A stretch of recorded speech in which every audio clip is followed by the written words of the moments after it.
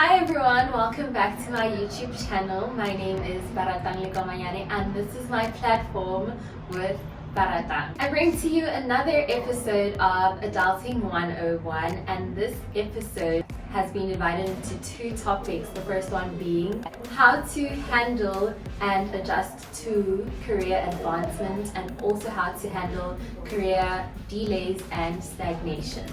In today's episode, we are joined by Hlulani, who I will allow to introduce himself. Hi Hlulani, welcome to my channel. Hi, thank you so much for the warm welcome. Hello to all of your listeners. And yeah, guys, my name is Hlulani. I am a 28-year-old man in the tech space, and I'm a product trainer and product specialist in this industry, and I've been working in this industry for about 6 years now. Hlulani will be shedding some light on how he dealt with career advancement, and he'll also be commenting on career delays and stagnations. So career advancement can either mean going from a junior position to a higher position, or going from one occupation to the next. So with you, it happened that you were able to move from a junior position to a high position within the 6 years that you've been employed.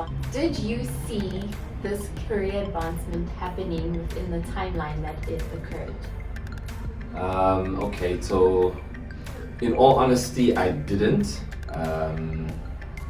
And that's because I didn't place an expectation, and it's also because I was unaware of how the industry works and what the general rule for career growth in this space is. Okay. And I'm kind of thankful for the fact that I didn't have that expectation, because sometimes you can be limited by it, where you stop your own growth, or you measure your own growth by what you've heard.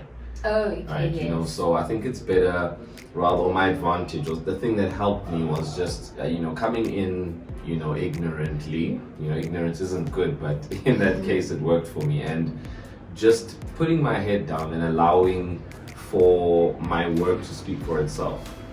And the moment you speak, your work is at a high level or of a high standard, you automatically add value to the company. And when you add value to anything, people are going to want you. You are going to be sought after. So regardless of the time period, I think we need to focus more on adding value. The moment you add value, the time frame becomes irrelevant, and you can advance quicker than I did, even, quicker than anyone. So going back to the first point you made, Yes. you said that you had no expectations. Yeah. Is that something you would advise? I know that a lot of people tend to dwell on the preconceived ideas of where they would end up within a certain time frame. Yes. So is not having expectations something you would advise? Yes and no. So have expectations in the sense that you should know where you want to be, where you want to go. Have a vision of what you want your career to look like, but don't have an expectation of how you're gonna get there. Yeah. Because there's multiple ways you can get there. There's and what expectations can do is they can limit your creativity. If you've heard that the norm is for someone to jump from step 1 to step 2 is to use method A. Because of that expectation, you're only going to use method A. Yeah. Whereas if you didn't have the expectation, you could have tried method B, method C, method D, and all these other avenues. You could have explored all these other avenues that could have gotten you there also. So speaking of methods, what did you do? How did you get to go from your point A to point B? To my point B. The one thing I can say is I just put my head down and focused on what my roles and responsibilities are. So what I was hired for, what my contract says, what I'm being paid for. And then I went above that, right? Once I managed to get a grip of what I need to do, and once I managed to do that well, I looked for other ways that I can add value to the business. So in that, I was fulfilling my role, doing what I'm being paid for, but then I was also going the extra mile and adding other value to the company. that they weren't expecting. And the moment you do something someone didn't expect, it's going to hit them by surprise. Yeah. And you shine when you do that. So, yeah, going the extra mile, doing more than what's expected is the best way, I say, to move from one level to the next. So hard work and dedication contributed to your career advancement journey. How were you able then to deal with the responsibilities that came with the new roles that you found yourself in? How were you able to further maintain the fact that you deserved to be in that position, or you deserved to have been awarded that role? Yeah, so with new responsibility comes more pressure, more expectation from whoever's hiring you. Also more eyes on you as well. Yes. So firstly, being able to deal with that pressure, you need to humble yourself in the sense that you must open yourself to the fact that it's okay to be wrong. Open yourself to the fact that you don't know everything, even though you're qualified in whatever you're doing, even though you've been doing it for so many years. You can always learn from other people, and you can always use other people's input. So the first thing is, don't rely on yourself. Involve others in what you're doing. Get input from your colleagues. 5 minds working on one idea is better than 1 mind working on the one idea. So that's one thing that helped me. Number 2 is to surround yourself with people who know more than you. Yeah. People who've held the position before you. In that that's mentorship. Just observe, ask questions. In that process, you're learning on how to fulfill your role a whole lot better, and that requires humility. Just humble yourself and ask for advice, ask for mentorship, ask for guidance in your new role. And then lastly is which I mentioned in my first point, is just involve others into your role, especially when it comes to proving that you're better. If you wanna just remove some of the attention from you, I know how you need to understand that even though you've been advanced, and even though you've gotten a promotion, you need to understand that in the workspace, as much as we're all a part of one company, as much as we're all trying to make profit for that company, the issue is that position that you've just received, 10 other people wanted that position, right? So you're gonna have 10 other people creating 10 other reasons for why you shouldn't be there. Yes. So one thing you can do is involve those very same people in your work. Make them feel part of your work. That way it can, deflect some of their animosity towards you, some of the envy, and it'll make them feel part of, the good. Yeah. It'll make them feel closer to you. It'll make them feel like they're doing something right. So that's something else you can, something else that's helped me also to cope with the pressure and the new responsibility. You didn't take the traditional route of first obtaining a higher education or qualification and then looking for a job. You went straight into the working field. Yes. Would you advise someone to take that route as well, that does not involve first going to obtain your qualification and then looking for a job, considering that it worked out for you? All right, so my answer to that question would be yes and no. Okay. Yes. No first, because it really depends on what you're trying to do. Yeah. Right? There's certain fields where a qualification is mandatory. You're going to be a lawyer.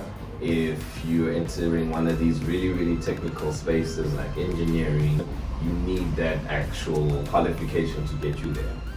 But there are certain fields that don't require that higher education, where you can actually learn on the job how it is to fulfill that role. Areas like marketing, areas like operations, anywhere in operations, not anywhere in operations, but field operations in my industry, you don't require a higher education for that. So I guess it really is dependent on what you're trying to do.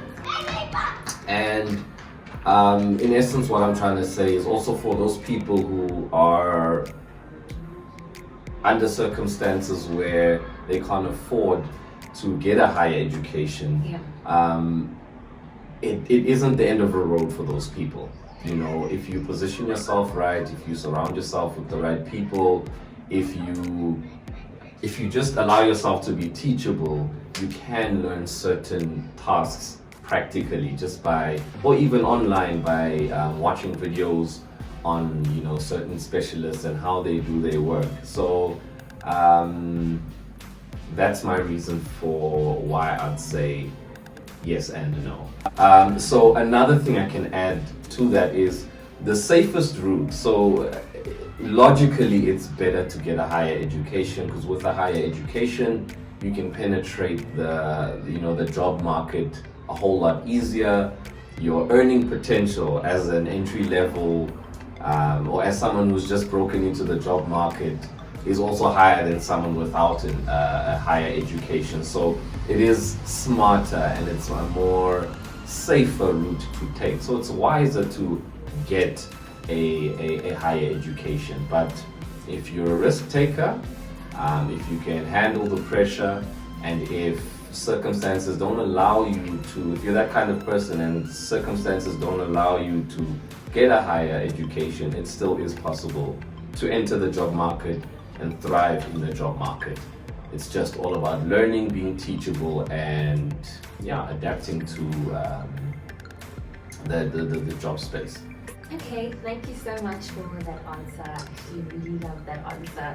What tips would you be able to give someone who is also about to start their work journey and to stay ahead of the curve in the workplace in order to reach that career advancement?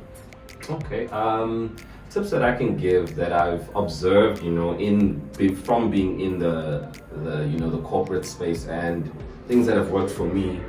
I can say number one, knowledge is power, right? So whether you are a graduate or someone without a higher education, constantly improving yourself is key. Okay. So whether let me speak for myself. I'm in the tech space, so constantly reading about what's new in terms of tech, what all your competitors are doing, understanding what is coming. So just reading ahead, understanding